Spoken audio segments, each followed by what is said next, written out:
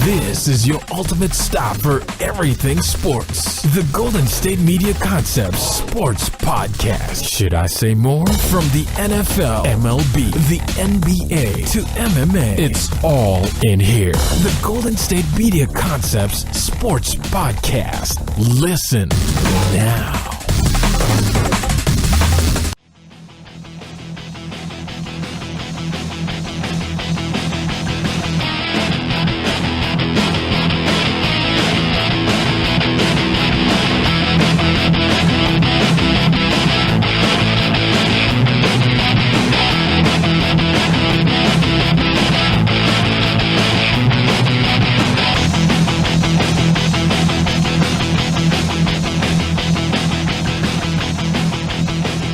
Welcome everyone to the GSMC Sports Podcast, brought to you by the GSMC Podcast Network. I am your host, Jeff Malinoff, and with me once again is Marc Souza. And boy, did a lot happen this weekend. A lot. I think first things first, we need to talk about UFC 229. That is hands down probably the biggest news story of this could be the biggest thing of the year, sports-wise, just the amount of mayhem that happened.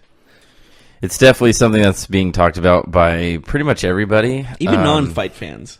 Absolutely. People watch the fight like myself, but yeah, you have people that don't even care about the UFC who are having strong opinions about what took place. Well, Drake got involved. I think that's what gave everyone off, like, not even sports fans, just people in general talking about it. Because Drake, did you see that video of him going to that nightclub looking to punch somebody in the face? You know, I did not see that. You didn't see he was actually charging into a club, like taking off his jewelry and stuff like that. I saw a lot of videos, but most of the videos that I saw were in the octagon crowd videos. Well, wouldn't you record that? I would totally. Oh, absolutely. I would want to see people's view of that. That was insane. Yes, and for those of you who just have a brief idea of what happened, maybe you saw a headline. Should recap this. Maybe you saw a headline, maybe you saw an image on Twitter or something like that. But basically, you saw Khabib flying into the air, jump kicking somebody. Like I saw a picture of Khabib being in a photo next to an eagle landing with his wings out. Yeah, it was pretty good. So UFC 229, there are some really good fights on the card. Obviously, none bigger than the Khabib McGregor headliner. And Khabib, just an awesome performance. He went in. He wasn't flustered by Conor at all. He controlled the fight.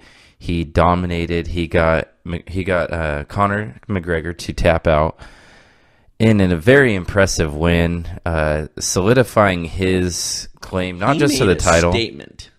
Absolutely. He made a great statement for one of the best fighters in the world. As he improves to 27-0 as a professional MMA fighter, which is a statement in itself, Jeff. Mm-hmm. But what happened after the fight is what everybody's talking about, which is sad. And Khabib was obviously very animated after the fight. He a lot of trash talk at Conor after he's standing over him with the win, but that's all good and fun. But he jumps out of the octagon. He takes the fight into the crowd. Did we find out what the guy did to trigger him? It was one of the trainers for Conor who he particularly went after, but you see about 15 people in a slug match, in a slugfest, in the crowd, in the first row of the T-Mobile Arena. Security, police, they're breaking up, and then one of Khabib's members of his jumped into the octagon of his team, jumps in the octagon and cheap shots Conor McGregor as he's standing there away from the turmoil that's going on inside and outside the ring. So honestly, it was Khabib's guys that really did the most damage. Absolutely. I think it's a black eye. It's a black eye on the UFC, an organization that always seems to have to fight against people not calling it a legitimate organization. What do you think about that? It's definitely a legitimate organization. I mean, they make millions and millions a year. Well, what I'm saying is they're always going to be put in the same category as boxing and wrestling. And those sports are not the same, but they're quote-unquote fight sports, entertainment fight sports, whatever you want to call that. And it was a very wrestling WWE moment for what is supposed to be a very legitimate sport. Is WWE, that's supposed to happen. Exactly. Like, some of the moves may hurt a guys. Of course, like some moves, like when they actually hit them, they hit them. Because I actually trained for a little bit to be a wrestler, and those moves were sometimes no joke. Those moves hurt. But when you see them like going to the outside of the ring and getting fans involved, those are plants and stuff like that. These weren't plants. These were people that wanted to hurt other people. This was a riot. It was basically a riot in an arena. So the talk since Saturday night has been that UFC did not pay Khabib, that they withheld his check. Whoa. Conor got paid. They withheld his check. I'm not sure if that's been resolved this morning. That's a big check they're withholding. Right. So Khabib's check is withheld. There's talks now that he's either going to be stripped of his belt or he's going to lose his visa to fight in the United States, at least temporarily. So now there's talk that he may not be fighting, at least for maybe he gets suspended by the UFC, maybe he gets fighted by the Fighting Commission. There's a lot of things that are going on right now, a lot of smoke in the air. We'll see how the dust kind of settles on this, but there's a solid chance that Khabib won the belt and lost the belt in a matter of a minute the other night. Yeah, we all thought, like you were talking about before the fight, our predictions, like McGregor got into his head. He totally did, but he got his mind straight during that 4-round fight, which is incredible, right? Yeah, and then as soon as that fight ended, he snapped. Yeah, absolutely, it's incredible. You were right. I was wrong. I mean, my initial prediction was Khabib was going to win the fight, but during the lead up, I did change. It looked like he was rattled for sure. I did change my idea, but once the fight started, once you saw them, he threw some good haymakers too and got McGregor down. Yeah, and once you saw the fight, like actually, like in the first round, like after a couple minutes go by, when both fighters usually come out hot. Maybe they have like a pre-planned haymaker that they're gonna throw, and then then the fight kind of settles in. Yeah. You could see that Khabib was just a different animal than what Conor's had to deal with. He wanted to hurt him. No question. And Conor, you could see why Conor tried to get the fight that he wanted, because he did not want the fight that Khabib brought. He crossed a lot of lines, in my opinion. What do you mean by that? McGregor, he made fun of his sick dad. That was the biggest one for me. Like, you don't talk about that. You don't bring up a guy's sick father, especially like when he's like on his deathbed. It sounds like. It does bring up a good argument of what's okay and what's not okay, especially in this very tense time in society. I feel like where there's like no matter what you say, it's always going to be misconstrued. But now people cross lines that weren't normally crossed before, so it's like this weird push-pull that's going on. And you make a very good point. There were some things that were said that some people would say, oh, that's just fighting, that's just words. And then you say something like, yeah, but there are lines you can't cross. And I'm not disagreeing with you at all. But for Khabib, fighting and talking are two different things. He let it get to him, but I don't blame it why it got to him. But that's no excuse for going into the crowd of people and assaulting. That's assault. So here's my thing, is that McGregor didn't press any charges. Hats off to him for that. I'm not saying that he kind of understood. He kind of lit the fuel to the fire. Sure, absolutely. I think 3 men were detained by Khabib's team on Saturday night after the fight. So 3 of Khabib's teammates were arrested? Right, exactly. So no files were charged as of yet, but can you imagine if that melee that happened outside the octagon the other night, if a paying customer was injured? That was my first thought. Stocks and everything plummets. Because UFC is in and the those gutter after that. Those aren't the cheap seats. Those are expensive seats. So you might be having a legal battle against somebody who has a lot of clout themselves as an individual. Dana White's in trouble. Dana White loses. That's millions he loses. That was the only thing. That was the one thing that I thought of. It's like, okay, these people are fighting and these trainers are fighting, but those are people who know there's who fight. you kind of see this like it's almost like a barrier between like the octagon, the teammates, and then the crowd. Yeah. So fortunately, that was there, and so much like went down that fight, and no one's talking about the fight. Everyone's talking about the aftermath, Which is unfortunate. Apparently, there was also a fight in the alleyway between Khabib's team and Drake's like entourage, which is another thing. Like I don't know much of that story, but I cannot believe that it actually went into an alleyway. Like it went into a legit street fight. Yeah, absolutely, and it's unfortunate too. Khabib won the fight. If you did not see it or hear about it in detail, the actual fight itself, Khabib round 4 submission. He had dominated McGregor. He won every round. He got on his back, and ultimately Conor couldn't take another. McGregor the whole time was on the ground. Yeah, Conor couldn't take any more on the ground. He taps out. Khabib wins, rightfully so. It was a really good card. There was many good fights on this. Wait, can I stop you right there? Do you I just want to go back to the street brawl one last time. Do you think that someone on Khabib, like on McGregor's team, said something that triggered Khabib to go into the crowd, or do you think he was like planning to go into the crowd and start throwing? I don't think that anybody on McGregor's team said anything during the fight or right thereafter. I just think that Khabib had a lot of emotions and feelings pent up, and then when he won, he had that wave of, now I'm like, this is my moment, I'm unstoppable, and now I want to go after the people who really have made me stew on this for a few days or a few weeks. I didn't know that McGregor's men crossed it. I didn't know if McGregor's teammates said anything that bad that McGregor said on like press conferences and stuff. So yeah, who knows? I mean, obviously not everybody is mic'd up, so it's all like, well, what kind of stuff is McGregor's team saying, right? We know what he's saying. So well, we're gonna get more information as the week goes on. But continue with the other fights. Oh yeah. I was just mentioning, I wasn't really going into detail with the other fights, but what I was saying is that the post-fight antics not only upstaged a great performance by Khabib, but an overall very good card for the UFC. It was a strong card. It's just like the best card of all time. Yeah, I mean Ferguson and Pettis. Even that fight was awesome. Yeah, I forgot I saw that fight. Unfortunately, they had to stop that fight. Yeah, they had to stop that fight because Pettis broke his hand. But I thought it was his wrist. Was it? Yeah, one of the two. He couldn't continue. There was blood everywhere. But that was like, it was a horror movie. That was what you think of when you think of a UFC fight, was like Pettis and Ferguson. Absolute blood and guts. And Ferguson, the winner. Honestly, I'm kind of glad they stopped the fight because who knows what happens in the next round. So Ferguson was looking to be the next man up to fight the winner of Khabib McGregor. But now, with the drama, I'm not sure if it's going to be Khabib or McGregor, Think he's just going to get the belt? Oh, no, I think he'll...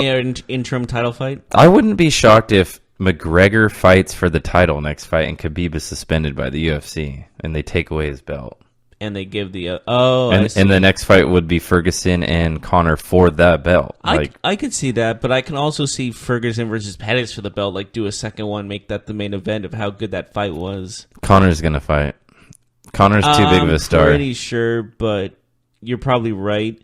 We'll see. It's not. Unfortunately, it's not like a merit situation. It's not a meritocracy. Is that the right word? Like in the fight game, it's about money and hype, right? Like Conor just inked a 5-fight deal with the UFC. Oh, did he? Before the fight the other night, so they're gonna put Conor as a long-term. They're gonna put Conor in title fights as much as possible. So with this loss, you don't think he's done? No. Popularity wise. In fact, I wouldn't be surprised if he shifts a couple different weight classes. Again and again and again. Yeah, absolutely. How many different weight class title fights has he had in the last, let's say 3 years? I think he had 2, but then a catchweight. I'm not sure on that. He's fought for at least 3 titles. Or is it 2? Well, I know he had 2 belts at one time. The featherweight and the lightweight. The lightweight. And this was a lightweight title. It was, yes. So, still, I thought he went after the welterweight at one point. No, Probably. He might have. Yeah. Regardless, it's his. That's still a lot. He's going to be in a big fight, his next fight, no matter what. So, did you see Derek Lewis? The fighter Derek Lewis won. Did you see that? Whatever. You mean where he took off his pants? Yeah, that interview. His boys were. Yeah, that was pretty funny. I laughed a lot about that. That was one of the greatest, and I think Joe Rogan was the best person. He broke. He was the best person for that job, though. Funny comedian too. Check him out. He's very funny. So Derek Lewis, he has a thing on Netflix, a comedy show special on Netflix. So check that out because if you're it's actually really funny. If you're somewhat of a fan of MMA, I would check out Derek Lewis. Check out his fight. He beat Alexander Volkov by knockout in round 3. He was losing the most of the fight, and he won. Very, very late in the fight, he gets a knockout, and he's just an average, what you expect a fighter. He doesn't look like a fighter. He doesn't have that classical body type. He's kind of fat. He's not technical, but man, he's got he has one knockout power. Yeah, he has a one-punch knockout power. I was trying to say knockout power with more emphasis, but I couldn't give him enough credit how much power he has. He can end the fight with one punch in the first round. He is incredible power. Big dude though, too. He is a big boy. You say he doesning look like a fighter. Granted, he doesn't have the abs or anything like that. Yeah. But my God, is he huge?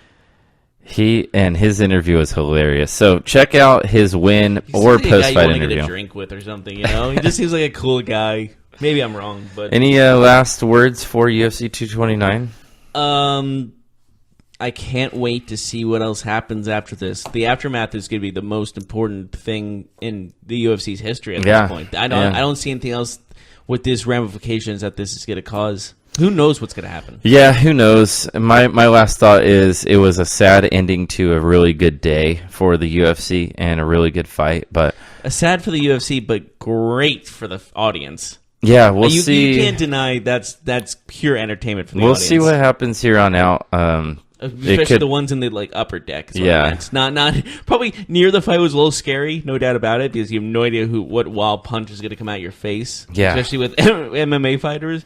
But if you're up in the upper deck, all you're having a blast.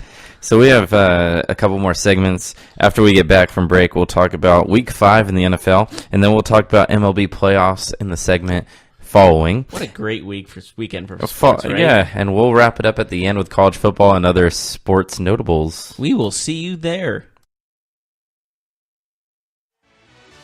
Are you looking for the very best NFL and college football podcast? Then check out the GSMC Football Podcast. Get the latest football news both on and off the field. From the NFL Draft to trades to the rumor mill to the NFL Combines. They got you covered. That's GSMCpodcast.com/football-podcast. Get updates on college rivalries, game day insights, and much, much more. It's football talk the way you want it. This show eats, sleeps, and breathes football. Don't forget to like them on Facebook and follow them on Twitter. Visit GSMCpodcast.com for more info.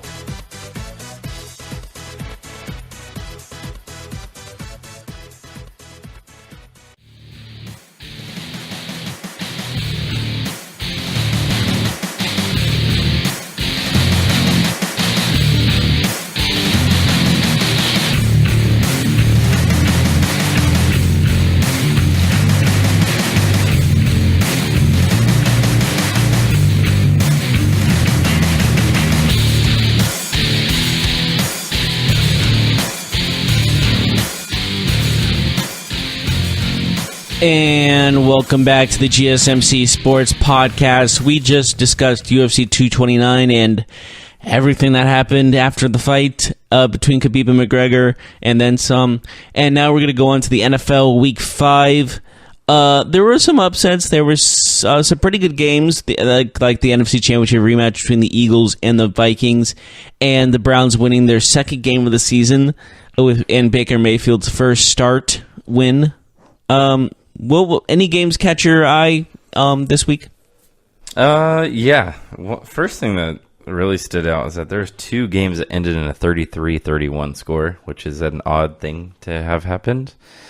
It's like a 1 in a million thing type of situation. But I did want to talk about one of those 33-31 scores, and that was the Panthers. Did you see Graham Gano 63 yards to win and that barely made it. It was I don't know, man. It was on the corner. Oh yeah, he barely made it, but he had a leg for sure. Oh no, yeah, he made it, but like it almost hit the goalpost. Pocketed it right there. That's like a soccer kick. That I've never like. That almost hit both the bottom of the post and the side of the post, and who knows? Like if it hit I thought it hit the post at first when I saw the kick because it kind of looked like it, but then slow motion, it goes right perfectly in like a puzzle piece. It was a great kick. He thought he had it right away too, and it was like, oh, I'm not so sure, and then it ended up working out for him. But the Panthers get the win. They had a lead in that game. The Giants came back, and then ultimately the Giants almost won. I mean, they won that game until Graham Gano gets a 63-yard field goal. I thought that was sealed after they scored the touchdown. Yeah. Let's talk about I do want to talk about Baker Mayfield, but before that, let's talk about the Chiefs and the Rams and how they did since they were both our number 1 and number 2 in the power rankings. We'll start off with the Chiefs because they had a more notable game. They hosted Jacksonville 30-14. That was unexpected. Yeah. I think Ramsey's trash talk bit him on the butt this time. Well, I think Blake Bortles has had a brutal game. He turned the ball over 5 times in this game. He threw for 430 yards. And that's still that's 430 and a touchdown is still good, but 5 interceptions really narrows. They were playing from a big hole against that terrible secondary. We talked about that terrible secondary. Yeah. Unfortunately for Bortles, his turnovers early in that game put his team in a huge hole that they could never recover. It was never close. Travis Kelce had a really good game. Kareem Hunt had a good game. Again, Patrick Mahomes. So Mahomes didn't have a great game. He threw 2 picks. He didn't have any touchdown passes. He did score on the ground.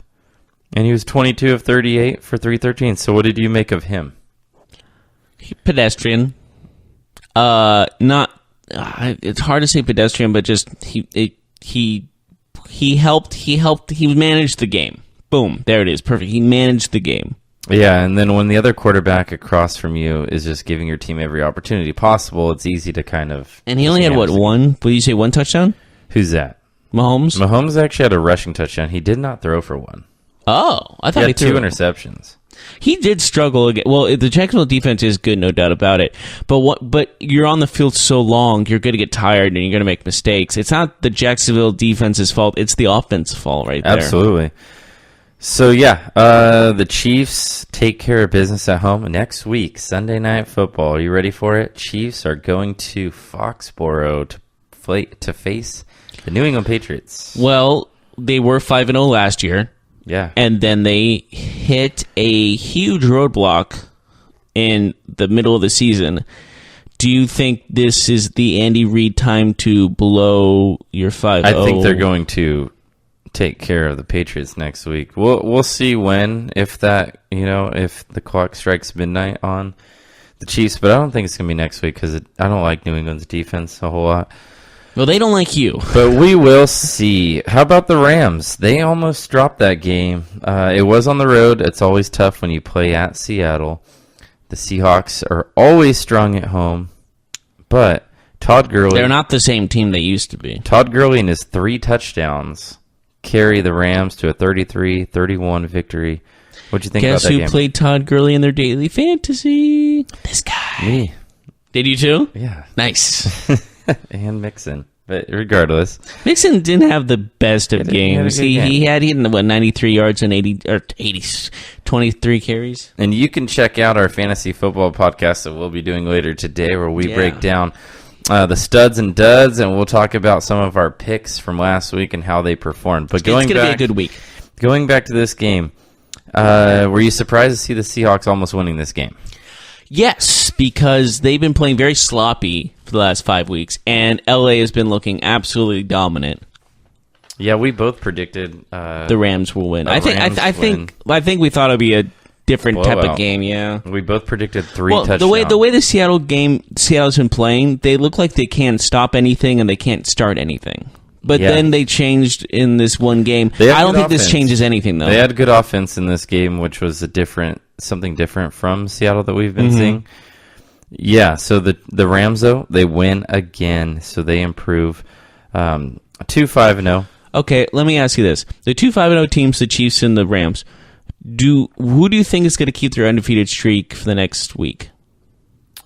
Well, the Chiefs play at New England, and the Rams play the Broncos, and then they play the 49ers. I'm going to say the Rams. The Rams have the best chance of keeping it going. We'll talk about the 49ers later. I have stuff to say about that because they're a big question mark now. We also have not just a fantasy football, but we have a football podcast later today where we break down all the games in further detail. But let's go on to a couple notables. You want to talk about Baker Mayfield and his first win as a starter. Let's talk about it. It was an ugly game. They beat the Browns, though, or the Ravens. The Ravens were a really good team coming in. They were playing very good football. 12-9 and not the prettiest football game. It was still a gross game. The Cleveland Browns are 2 wins, 2 losses, and a tie. What is 2 this? Wins shocks me. No, I'm kidding. I look at this and it looks like a soccer record. 2-2-1. Yeah, it's like what are they? Are they in the Spanish league? Did you see that knuckleball game-winning field goal though? Yeah, well, someone hit it. Someone blocked it. Someone got their fingertips on it. Did they? No one can kick it like that. That's impossible. No, you can kick it like a football. No way. Oh yeah, someone had to hit their fingers on it. We can go to the park after this. You can kick a football like that. Well, where's the field goal? I don't. If there's a field goal post on a. We don't need it. We just need a football. But it was ugly. But it worked, so they win. How about the Steelers? They take care of the Falcons 41-17. That game shocked me. I thought a lot of people would have thought that game would have been more competitive, right? Oh, absolutely. I thought it was going to be. I thought it was going to be offensive matchup. But, man, the offense of the Steelers really showed up. Connor especially. He had a great game. Antonio Brown had a really good game, too. But the thing was with Connor, that puts a big question mark on the Le'Veon Bell situation. Do you start Bell or do you keep Connor? Because he's starting to play, he's starting to get his stride in. So the Steelers are also 2-2-1. So after 5 weeks, the Steelers and Browns are tied for second in the division. The Bengals are first, I'm assuming? Excuse me. Are they tied for third because the Ravens are 3-2 and the Bengals, who beat Miami, are 4-1. Wait, Baltimore lost, though. Were they 3-1 going into that game? Yeah. Okay. And they both, Ravens and Bengals, so they're tied for last. Which is odd, though. 2-2-1, that might be one of the best divisions in football. If the Browns are a decent team. Huh. Think about it. One of the laughing stocks of football for the last few years. The Bengals, few years? Bengals are 4-1. That's impressive. But that Marvin Lewis is known for. Marvin Lewis and Andy Reid might be the same person. So how about, Marvin Lewis has not won one playoff game. How about the Detroit Lions holding on? They had a big early lead. The Packers come rolling back. Aaron Rodgers just laid an egg in that game. I don't know. You know who the real defense, the real goat of the team, not in the good way. All right. Mason Crosby. Oh, good Lord, you're right. I forgot. He missed, 17 kicks? I think he's still missing kicks right now. He missed 4 field goals and an extra point. Add those. 13 points. Add those 13 points, and they win. They win. So this is not 36-31. So you can say, Aaron Rodgers laid an egg because he couldn't get touchdowns, and he had to trust with the field goal kicker. And you could totally say that, but as a field goal kicker, you got to make those. All of them. You missed all of them. Packers are also 2-2-1. That's my reaction. That's a funny record. Yeah, so 2-2-1. You know who else is 2-2-1 after yesterday? Minnesota? Yeah. Oh my God. I don't think we'll ever see that again.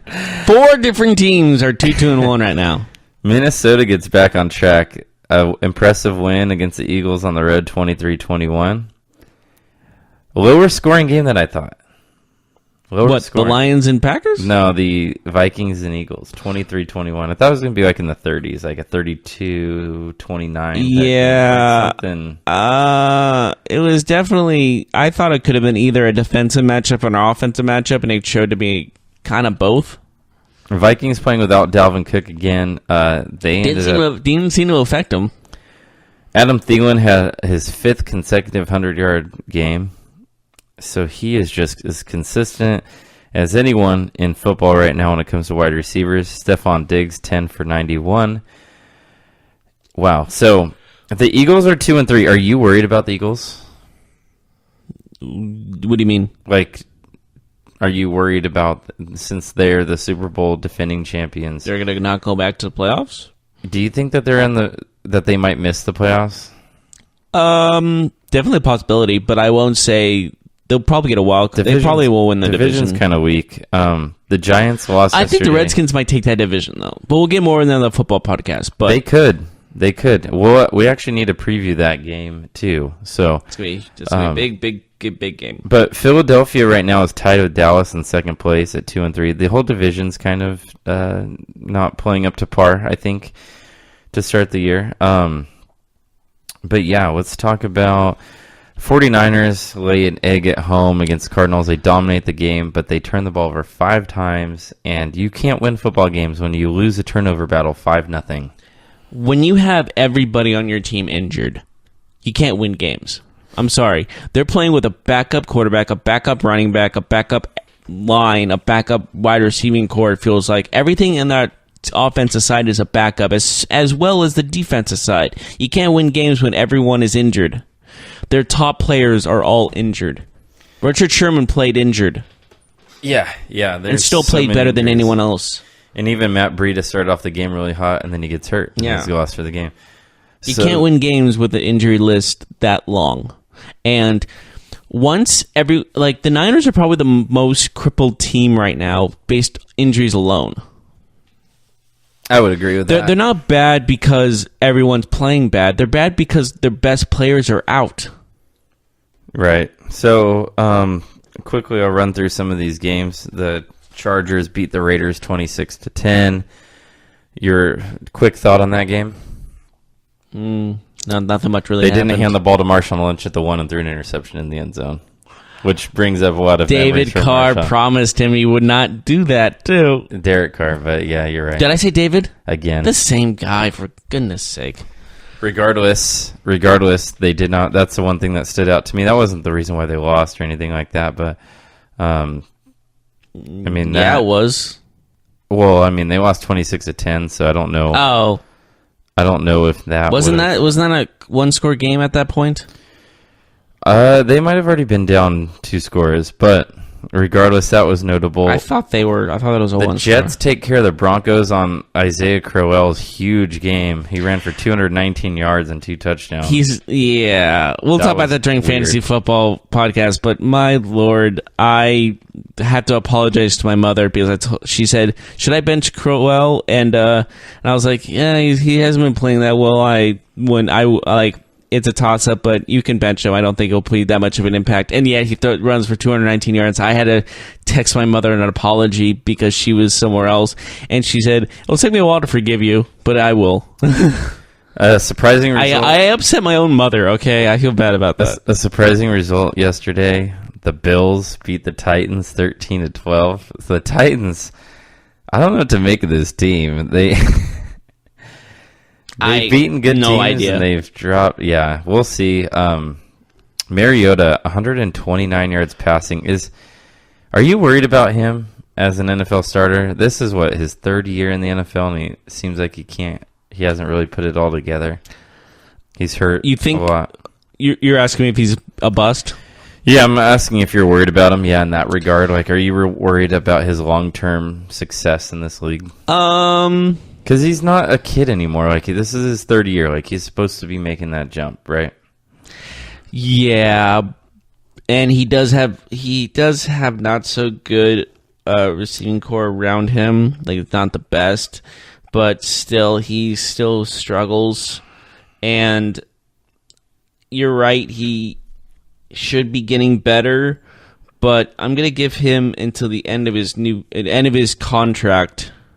His rookie deal. Okay. Yeah.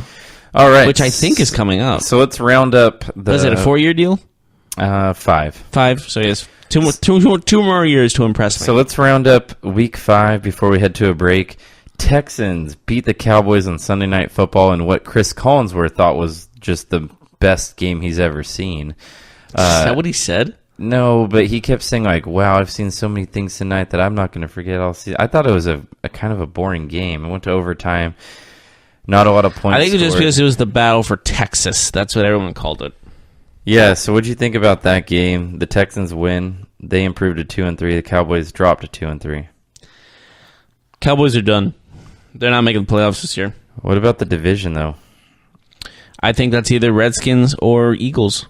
Yeah, but as of right now, the Eagles and the Cowboys are tied. I mean, the division Cowboys opens it aren't up. holding that. After watching their performance, and Dak Prescott, he had one great play, yeah, sure, but have you seen him play the last couple of weeks? He has been struggling. Yeah, no, it's been a struggle for him for a while.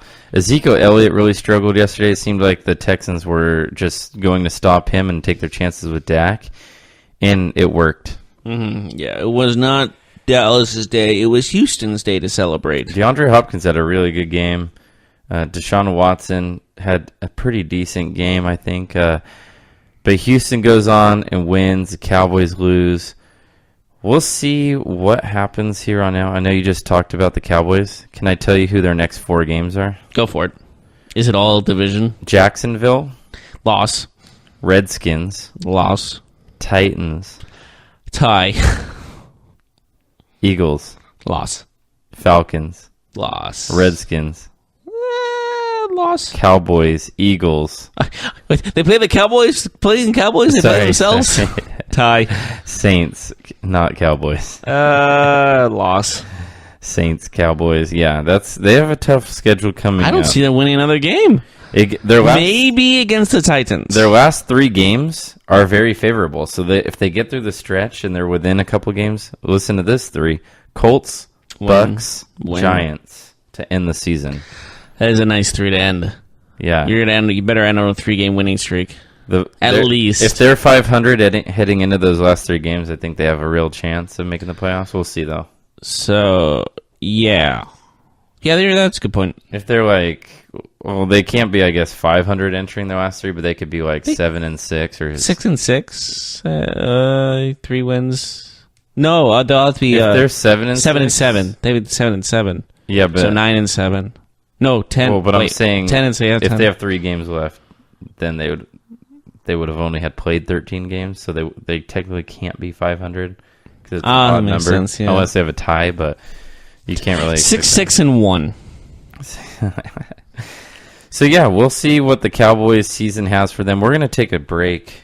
When we come back, we'll recap MLB playoffs from this weekend. Yes, definitely. We'll see you there. Check out the show that's built on the MMA. From the UFC to extreme cage fighting, they got the fights covered. Check out the GSMC MMA podcast. Get the latest news on past or upcoming fights. Join us as we talk to and about some of the biggest names in the MMA, past, present, and future. When it's the fight game, there's just one show to check out. GSMCpodcast.com/MMA-podcast. Don't forget to like them on Facebook and follow them on Twitter. Visit GSMCpodcast.com for more info.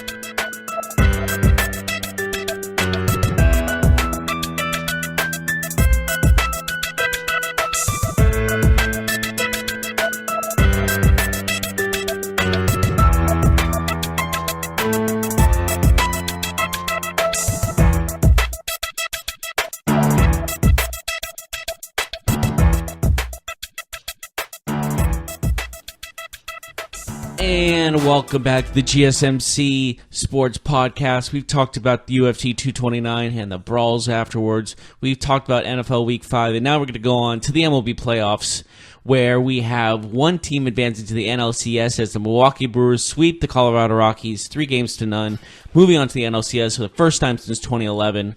And then we have other games that are in 2-0s and 1-1s. Who do you see advancing in this next round? For which? Both DS and AL and DS. Oh, okay. Well, I think the ALDS. I think the Dodgers will. I thought actually the Dodgers were going to win yesterday, so They're still up 2-1. Right. They'll face Milwaukee. I don't see the Braves winning 2 games. All right. Astros are up 2-0, and then the Yankees and Red Sox are tied at 1 game apiece. Who do you see going to the ALCS?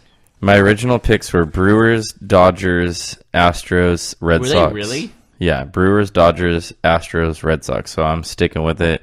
The Yankees-Red Sox series is the one that I'm most concerned with, for sure. The Yankees-Red Sox one? Yeah, because it's only 1-1. Yeah. I see the Astros sweeping the Cleveland Indians on this series, and I do see the Dodgers taking this against the Braves unless a miracle happens. It almost happened last night when they were down 5-0 and then they roared back and tied it. Yeah, but they can't do that for 2 more games. They might be able to, but I'm just saying, I think the Dodgers will pull off, but I'm not discrediting the Braves yet. Oh yeah, they could still make a comeback. It was impressive. I'm just saying it's going to be very unlikely. It was impressive for the Braves to lose that huge lead last night and still win the game. Facing elimination, it would have been easy for them to fold, but they fought back and they won. Yeah. So they play today. They could definitely have a comeback situation. Usually playoffs have that situation where you think that team's done and then they come roaring back. So that could be them. Who knows? Fulton Evans is pitching against Rich Hill for the Dodgers. So that game is today. Well, I honestly, if I was having to face one of those pitchers in a must-win situation, I would face Hill. Yeah. I think he's not maybe not the worst of their rotation, but he's definitely not their best. They'll face Kershaw in Game 5 if the Braves do win this game. That might be on their side because Kershaw's not been well known for his last game playoff performances. He's not Madison Bumgarner. So also, I say that because those two are entwined for life. It's going to be Bumgarner versus Kershaw until they both retire. This morning we'll actually kick things off for Game 3 of Houston-Cleveland. Clevenger is pitching for the Indians against Dallas Keuchel for Houston. It's going to be tough. What day is today, just so people know, when we're talking about this? Today is Monday, October 8th. Okay, so they're playing on Monday, October 8th. Just making sure people know what day we're talking about. Sure, absolutely. And then the last game on the slate, maybe the most interesting, Boston and New York. The series will shift. It'll go to New York. Severino's pitching against Eovaldi for Boston. Eovaldi. Think of that last name. That's a long one.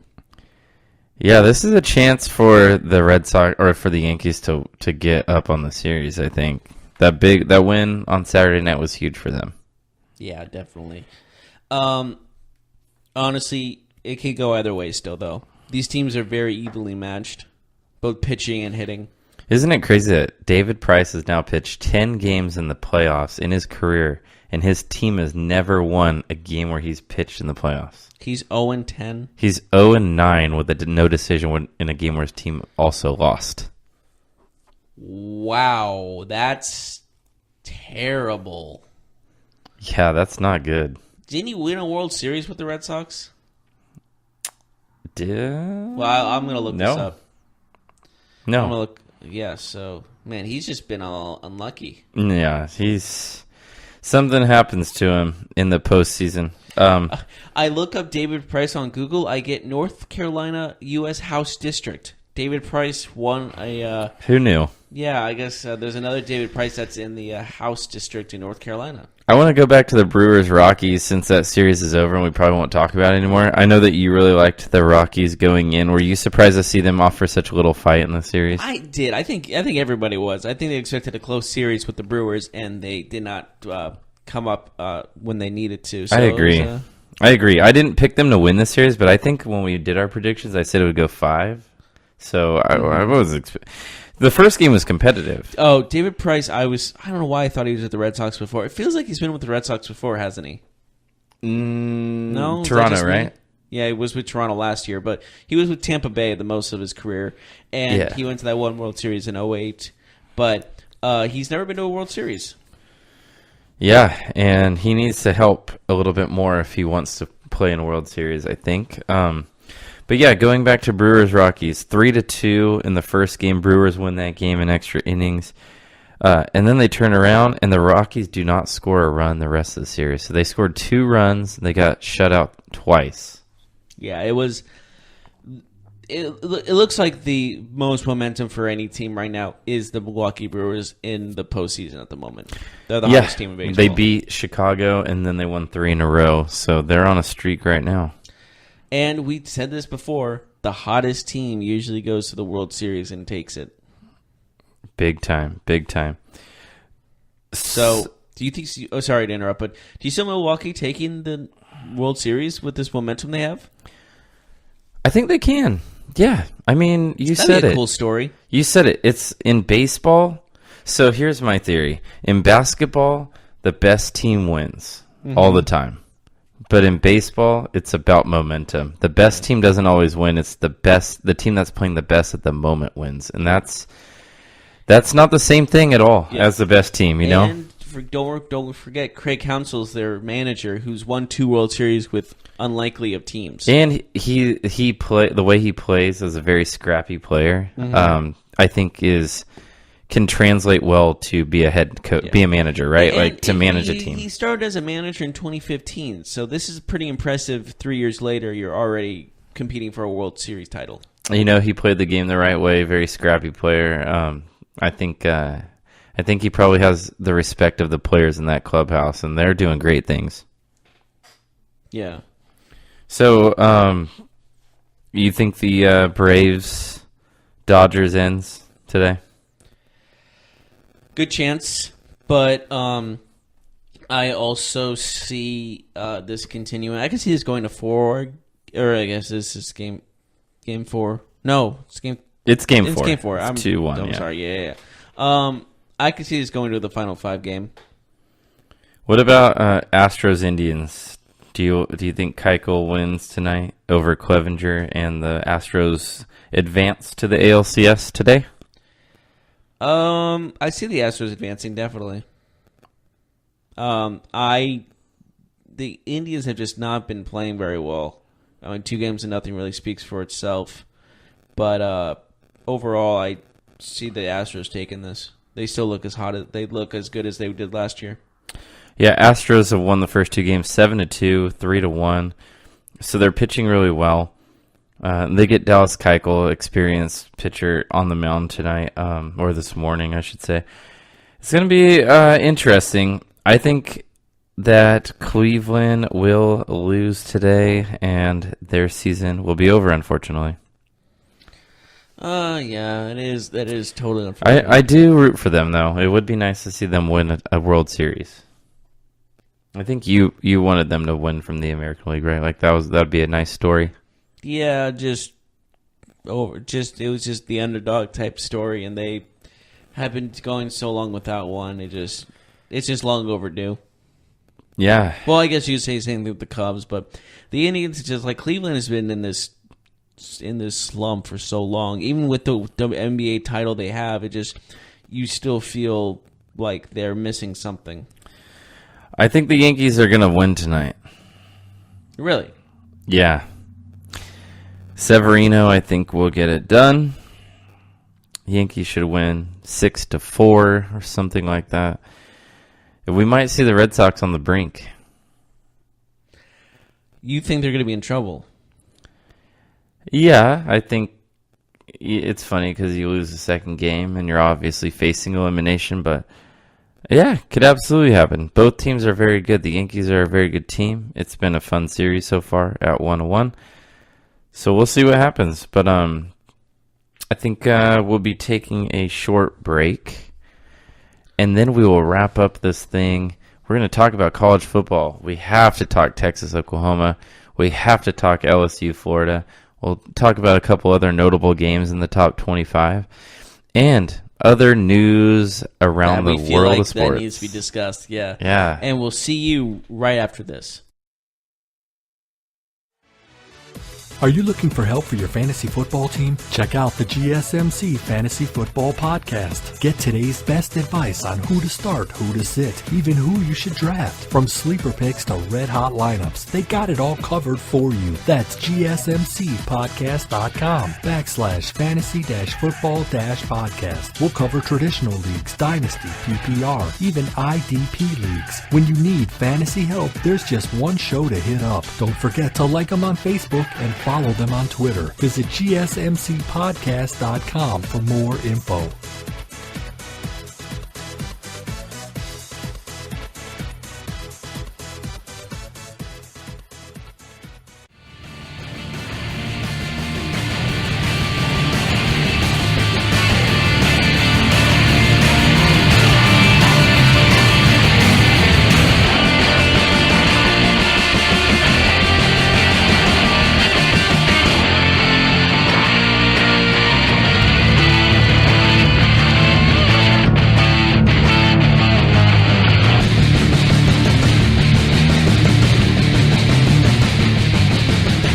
And welcome back to the GSMC Sports Podcast. We've had a lot to discuss this today on Monday, October 8th. We've had to talk about the UFC 229 brawl after the math between the Khabib and McGregor fight. We've talked about the MLB playoffs. We've talked about Week 5 of the NFL season. And now we're on the final segment where we discuss usually things we would like to discuss, such as college football is our main one. Texas handling Oklahoma. Was that a surprise to you? No. I think in a rivalry game between two teams that are close in talent, I'm not surprised. Well, Texas used to not be talented.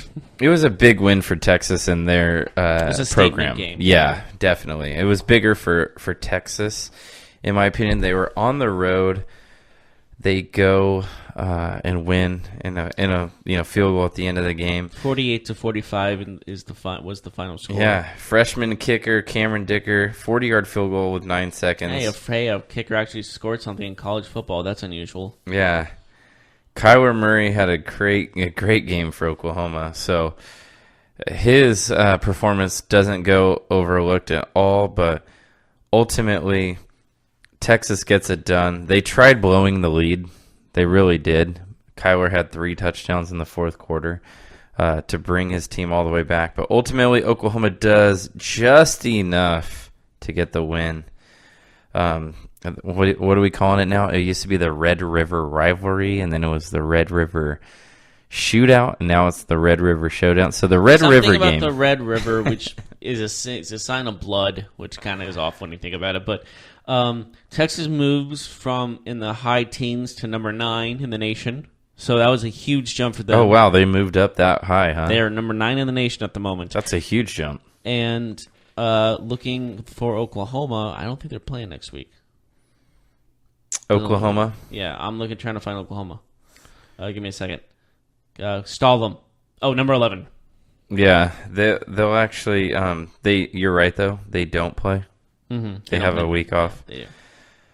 So the other big game, I think the most notable game of the top 25 was LSU losing. Number 5 LSU. They go down to Florida on the Tim Tebow. What was it? Tim Tebow Ring of Honor game. They unveiled him. And the we should have known. Team, yeah. I mean, I picked Florida to win. You picked LSU, but you should have known. If you would have known that Tim Tebow was being unveiled. I'm sorry, but when a 5 team plays a 22 team, you usually go with the favorite. And I went with the obvious choice. You went with the upset. Florida wasn't Florida the favorite? I don't know. It was like 1 or 2 point spread. Regardless, it was, yeah. Regardless, Florida.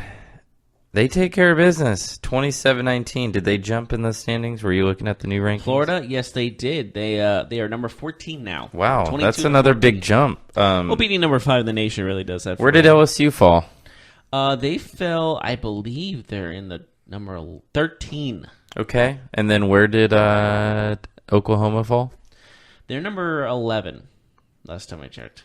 So LSU fell further. Yeah. Wow. That's interesting. Well, LSU was higher ranked and lost to a lower ranked team Right. than Oklahoma did to Texas. But they were close. Yeah, it's Texas was higher ranked than Florida was. right. Notre Dame took care of business. Surprise to no one. 45-23. Number 14 Stanford got obliterated by unranked Utah 40-21 in Palo Alto. That's not good. That was a shocker to me. As well as number 8 Auburn handily settled by Mississippi State. Mississippi State takes it 23-9. That's not an upset. That's just destruction. Wow. Yeah, Auburn only scoring 9 points in a college football game. That's pretty sad. Yeah. So did Notre Dame go to 5 then? They probably took LSU's spot. Yes, they did. Because everybody in the top 4 won. Alabama won 65-31. Look at the Clemson score. 63-3. Yeah, I saw that. 65-31 against Arkansas. I would be a little worried if I'm Alabama because you're letting a team unranked score 31 points on you. I mean, I don't know if there was like bench players in at that time, but 31 points is concerning to me. You think it matters? Yes. Well, it will matter once the playoffs arrive. Yeah, I don't know. All I know is... You think once Nick Saban retires, they're not going to be the same team? Oh, for sure. I mean, whoever takes over, it might carry the legacy for a couple of years, but it's hard to replicate that. Do you think he's retiring anytime soon?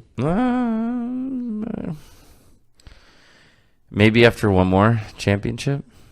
How many 2 does he for sure. have?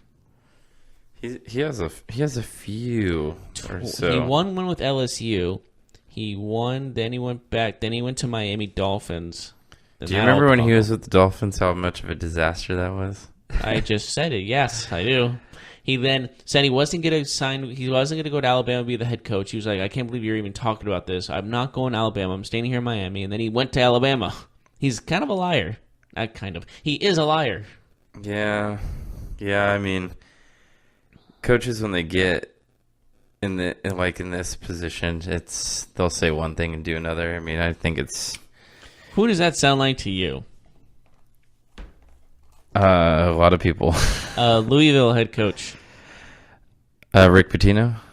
Yeah. Rick Paterno. Yeah, he's a snake. Yeah. And he's been a liar his whole career. So he has definitely faced cheated some on his off wife. the field stuff. Anyways, get back with Alabama. I mean, Nick Saban's incredible. His coaching legacy is incredible. I don't know. I still think they're the favorite for this year. And the number one for a reason. Yeah, it's hard to say that they'll lose just because they continue to just load up every single year. They have the best players.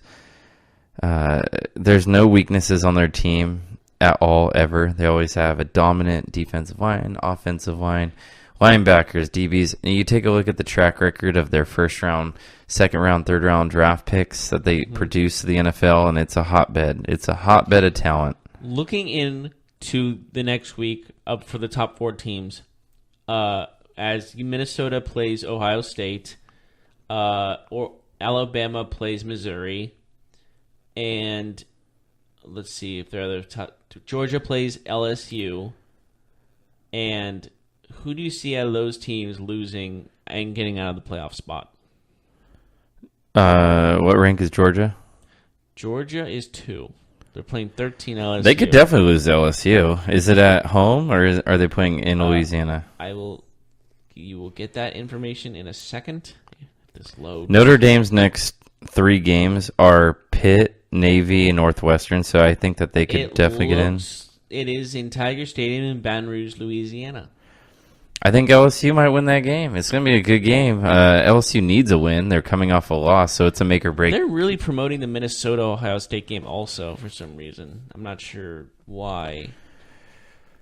Yeah, we'll see. Ohio State, I don't see them having any problems in that one, but who knows? It's college football, you know. A lot of things can happen. Momentum is a big deal in college football, especially home and away. We will see. Anything else you want to talk about? No. Well, no, I don't know how many people care, but we talked. We have a soccer podcast that we do once a week, and we talked about how it was imperative that Manchester United not lose against a terrible team last week. They were losing 2-0, and they won 3-2. In a thrilling come from behind winning to Manchester United over Newcastle 3-2. That was a notable thing that happened in the English Premier League.